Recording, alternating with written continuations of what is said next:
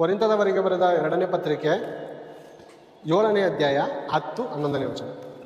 ದೇವರ ಚಿತ್ತಾನುಸಾರವಾಗಿರುವ ದುಃಖವು, ದೇವರ ಚಿತ್ತಾನುಸಾರವಾಗಿರುವ ದುಃಖವು, ದೇವರ ಚಿತ್ತಾನುಸಾರವಾಗಿರುವ ರೋಗವು, ದೇವರ ಚಿತ್ತಾನುಸಾರವಾಗಿರುವಂಥ ಸಾಲವು, ದೇವರ ಅವಮಾನವು, ದೇವರ ಚಿತ್ತಕ್ಕನುಸಾರವಾಗಿರುವಂತಹ ಇರುವ ಅವಮಾನವು, ದೇವರ ಚಿತ್ತಕ್ಕನುಸಾರವಾಗಿರುವಂತಹ ಸಾವು, ದೇವರ ಚಿತ್ತಕ್ಕನುಸಾರವಾಗಿರುವಂಥದ್ದು ಪ್ರಿಯರೇ ಕ್ರೈಸ್ತರ ಜೀವಿತದಲ್ಲಿ ಮಾತ್ರವಲ್ಲ, ಪ್ರಪಂಚದಲ್ಲಿ ಒಂದೊಂದು ವಿಷಯ ನಡಿಬೇಕಂದ್ರೂ ಬೇರೆ ಅನೇಕರು ಲೋಕದವ್ರು ಹೇಳ್ತಾರೆ, ಬೇರೆ ಲೋಕದವ್ರು ಗೊತ್ತು, ದೇವರ ಅಪ್ಪಣೆ ಇಲ್ಲದೆ ಒಂದು ಹುಲ್ಕಡ್ಡಿನೂ ಅಲ್ಲಾಡಲ್ಲ ಅಂತ.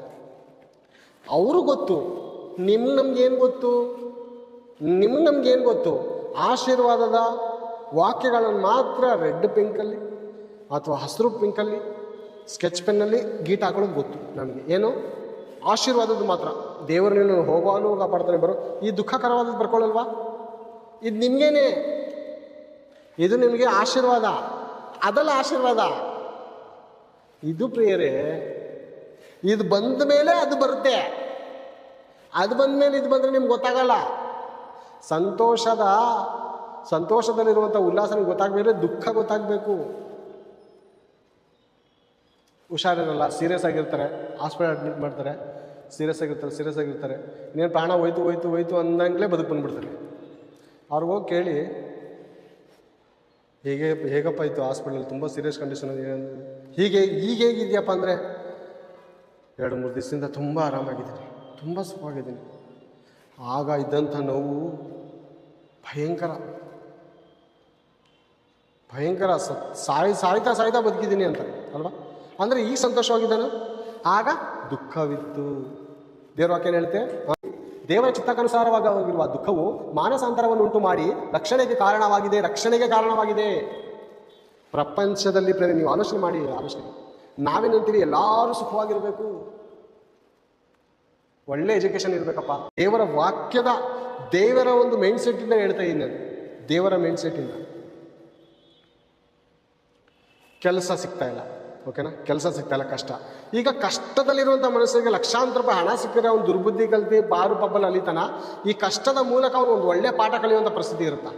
ಆಲೋಚನೆ ಮಾಡೋದು. ಅವ್ರು ಸಾವು ಬರೋದು ಬೇಡ, ಅವರು ದುಃಖಪಟ್ಟು ಸೂಸೈಡ್ ಮಾಡ್ಕೊಳ್ಳೋದು ಬೇಡ, ಆ ಧೈರ್ಯಕ್ಕೋಸ್ಕರ ಪ್ರಾರ್ಥನೆ ಮಾಡೋದು ಬೇಡ ಅನ್ನೋಲ್ಲ, ಓಕೆನಾ? ಕೆಲಸ ಸಿಗುತ್ತೆ, ಓಕೆನಾ? ಈಗ ಕೆಲಸ ಸಿಕ್ಬಿಟ್ಟು ಕೆಲಸ ಮಾಡಿ ಅವನು ದುಡಿದು ಕೋಟ್ಯಾಧೀಶ್ವರ ಅಂದರೆ ದೇವ್ರ ಬಗ್ಗೆ ಕಂಡ್ಕೊಳಲ್ಲ. ಈಗ ದುಃಖ ಪಡುವವನು ಧನ್ಯನು, ದುಃಖದಿಂದ ಇರುವಾಗ ದೇವ್ರ ವಾಕ್ಯ ಅವನು ಸಾರದೆ ಅವ್ನು ಕೇಳ್ತಾನೆಪ್ಪ. ನಿನ್ನ ಮಾತು ಕೇಳಿ ಭಾನುವಾರ ಚರ್ಚೆಗೆ ಬರ್ತಾನೆ. ಅವನೆಲ್ಲ ಸುಖವಾಗಿದ್ದು ಸೌಕರ್ಯವಾಗಿದ್ದು ಎಲ್ಲಿ ಬರ್ತಾನೆ? ಕ್ರೈಸ್ತರೇ ಅರ್ಥ ಮಾಡ್ಕೊಳ್ಳಿ, ನಿಮ್ಗೆ ಯಾವ ಜ್ಞಾನ ಬರುತ್ತಪ್ಪ? ಯೇಸು ಕ್ರಿಸ್ತನು ಕೆಲಸದವರಿಲ್ಲ ಬೆಳೆಯು ಬಹಳ ಅಂತ ನನ್ನ ಕೆಲಸದವರಿಗೆ ಕೇಳು ಅಂದರೆ, ಲೋಕದ ಕೆಲಸದಲ್ಲಿ ಹಂಚ್ತಾ ಇದ್ದೀರಂದ್ರೆ ನೀವು ದೇವರಿಗೆ ಮಕ್ಕಳ? ಎಂಥ ಮಕ್ಕಳು? ಅಜ್ಞಾನದ ಮಕ್ಕಳು. ದೇವರ ಕೆಲಸಕ್ಕೆ ರಕ್ಷಣೆ ಮಾಡಲಪ್ಪ. ಈಗ ಪೇತ್ರನಿಗೆ ಏನಂತಾರೆ? ಮನುಷ್ಯರನ್ನು ಹಿಡಿಯುವ ಬೆಸ್ತನಾಗಿ ನೀನು ಮಾಡ್ತೀನಿ. ಮೀನು ಹಿಡಿಯಕ್ಕೆ ಹೋಗ್ತಾ ಇದೆಯಾ? ಈ ಚಿಲ್ಲರೆ ಕೆಲಸ ಬಿಡು, ಬಂದದ ಕೆಲಸ ಕೊಡ್ತೀನಿ. ನಿನ್ನ ಹೊಟ್ಟೆ ಸಾಕೊಳ್ಳೋಕ್ಕೋಸ್ಕರ ನೋಡ್ತಾ ಇದೆಯಾ ಪೇತ್ರ? ಪ್ರಾರ್ಥನೆ ಅಂತ ಮಾಡ್ತಾ ಇದೀಯ? ಅವ್ರ ಹೊಟ್ಟೆ ಸಾಕೊಳ್ಳೋದಕ್ಕೋಸ್ಕರ ಪ್ರಾರ್ಥನೆನ? ಕೆಲಸ ಸಿಗಲಿ ಅಂತ ಪ್ರಾರ್ಥನೆನಾ? ಇಂಜಿನಿಯರ್ ಆಗಲಿ ಅಂತ ಪ್ರಾರ್ಥನೆನಾ? ಡಾಕ್ಟರ್ ಆಗಲಿ ಅಂತ ಪ್ರಾರ್ಥನೆನಾ? ದೇವರ ಕೆಲಸಕ್ಕೆ ಇಲ್ಲದಂಥ ಜನರಿಗೆ ದೇವರ ಕೆಲಸಕ್ಕೆ ಸೇರಿಸ್ಬೇಕಂತ ಪ್ರಾರ್ಥನೆ ಮಾಡ್ತಾ ಇದ್ದೀವಾ? ಯೇಸು ಸ್ವಾಮಿ ಏನು ಹೇಳ್ತಾ ಇದ್ದಾನೆ? ಮನುಷ್ಯರನ್ನು ಹಿಡಿಯುವಂಥ ಬೆಸ್ತರನ್ನಾಗಿ ಮಾಡ್ತೀನಿ ನಿನ್ನನ್ನು, ಬಾ ನನ್ನ ಜೊತೆ. ಮತ್ತಾಯನನ್ನು ನೀನು ಟ್ಯಾಕ್ಸ್ ಕಲೆಕ್ಟರ್ ಆಗಿದೆಯಾ, ಬಾ ನೀನು, ಬಿಡು ಈ ಕೆಲಸ ಅಂತ. ದೇವರ ಕೆಲಸ ಬಿಡಿಸಿ ದೇವ್ರ ಕೆಲಸದಲ್ಲಿ ಸೇರಿಸಿದ್ರೆ ನೀನು ದೇವ್ರ ಕೆಲಸಕ್ಕೆ ಬರೋದು. ಆಮೇಲೆ ಇಲ್ಲಿ ನೀನು ಫಸ್ಟ್ ದುಡ್ಕೊಂಡು ನಿನ್ನ ಹೆಂಡತಿ ಮಕ್ಕಳು ಸುಖ ನೋಡ್ಕೊಂಡು ಆರಾಮಾಗಿ ಜೀವಿಸೋ, ಸತ್ತು ನರಕಾಗಿ ಹೋಗಿರು. ಇದು ನಮ್ಮ ಪ್ರಾರ್ಥನೆ. ಎಂಥ ಅಜ್ಞಾನಿಗಳು ಪ್ರಿಯರೇ ನಾವು, ಮೂಢರೇ ಅಂತಲೇ ಹೇಳ್ಬೋದು. ನಾವು ಎಂತೆಂಥ ರಿಕ್ವೆಸ್ಟ್ ಕೊಡ್ತೀರಿ. ಏನು ಓದ್ತಿರೋ ಬೈಬಲು, ಏನು ಅರ್ಥ ಮಾಡ್ಕೊಂಡಿರೋ ದೇವ್ರನ್ನ ಅಲ್ವಾ? ದೇವರ ಚಿತ್ತಕ್ಕನುಸಾರವಾಗಿರುವಂಥ ದುಃಖವು ನಿಮಗೆ ಬರಬೇಕು. ದೇವರ ಚಿತ್ತಾನುಸಾರ ಪ್ರಿಯರೇ ಇದು ದುಃಖವೆಂಬುದು. ಇದು ಬಂದರೆ ಸುಖ ನಿಮ್ಗೆ ಗೊತ್ತಾಗುತ್ತೆ.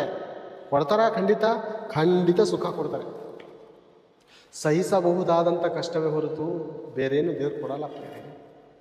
ಒಬ್ಬ ಗಾರೆ ಕೆಲಸ ಮಾಡೋನು, ಬಾಂಡ್ಲಿ ಹೊರೋನು, ಕಲ್ಲನ್ನು ಹೊರೆಯೋನು, ಮ್ಯಾಲಡೆ ಕಲ್ಮೇಲೆ ಕಲ್ಲು ಇಡುವಾಗ ಸಾಕಪ್ಪ ಇನ್ನೂ ಹಾಕ್ಲೇನಪ್ಪ ಅಂತಾರೆ. ಇನ್ನೆರಡು ಹಾಕಿ ಯಜಮಾನ್ರಿ ಅಂದರೆ ಹಾಕ್ತೇನೆ, ಬೇಡ ಅಂದರೆ ಬೇಡ, ಇಳಿಸ್ತಾನೆ ಇನ್ನೆರಡು. ಈ ಮನುಷ್ಯನಿಗೆ ಎಷ್ಟೊಂದು ತಿಳುವಳಿಕೆ ಇರಬೇಕು. ಮತ್ತು ನಮ್ಮನ್ನು ಹೆತ್ತಂತ ತಂದೆ ನಮ್ಮ ಕೆಪಾಸಿಟಿ ಗೊತ್ತಿಲ್ವಾ? ನನಗಿರುವಂಥ ದುಃಖ ರೋಡಲ್ಲಿ ಹೋಗಿ ಬರೋದು ಕೊಟ್ಬಿಟ್ರೆ ಅವ್ನು ಅವತ್ತೇ ಹೋಗಿ ಸೂಸೈಡ್ ಮಾಡ್ಕೊಂಡು ಸಾಯ್ತಾನೆ. ಅಥವಾ ಅವನಿಗಿರುವಂಥ ದುಃಖ ಕಷ್ಟ ನನಗೆ ಬಂದುಬಿಟ್ರೆ ನಾನು ಹೋಗಿ ಆತ್ಮಹತ್ಯೆ ಮಾಡ್ಕೊಂಡು ಸಾಯ್ತೀನಿ ಅಲ್ವಾ? ಮಾಮೂಲಿ ಮನುಷ್ಯನ ಹೇಳ್ತಾರೆ, ದೇವ್ರ ಮನುಷ್ಯನಿಗೆ ಹೋಲಿಕೆ ಮಾಡ್ತಾಯಿಲ್ಲ. ನಾನು ಅರ್ಥ ಮಾಡ್ಕೊಳ್ಳಿ, ನಿಮ್ಗೆ ಅರ್ಥ ಆಗಲಿ ಅಂತ ಹೇಳ್ತಾಯಿದ್ದೀನಿ. ನಮಗಿರುವಂಥ ದುಃಖ ತಡೆಯುವಂಥ ಕೆಪಾಸಿಟಿ ಅಥವಾ ರೋಗ ತಡೆಯುವಂಥ ಕೆಪಾಸಿಟಿ ಬೇರೆಯವ್ರಿಗಿರಲ್ಲ. ಬೇರೆಯವ್ರಿಗಿರುವಂಥ ಸಮಸ್ಯೆಯನ್ನು ತಡೆಯುವಂಥ ಕೆಪಾಸಿಟಿ ನಮಗಿರಲ್ಲ. ಯಾರ್ಯಾರಿಗೆ ಎಂತೆಂಥ ಸಹಿಸಬಹುದಾದಂಥ ಕಷ್ಟವೂ ದುಃಖವೂ ಹೊರತು ಬೇರೆ ಮತ್ತೆ ದೇವರು ಏನು ಕೊಡಲ್ಲಪ್ಪ ಪ್ರೇರೆ. ಅರ್ಥ ಮಾಡ್ಕೊಳ್ಳಿ ಪ್ರೇರೆ ದೇವರ ಮನಸ್ಸನ್ನು,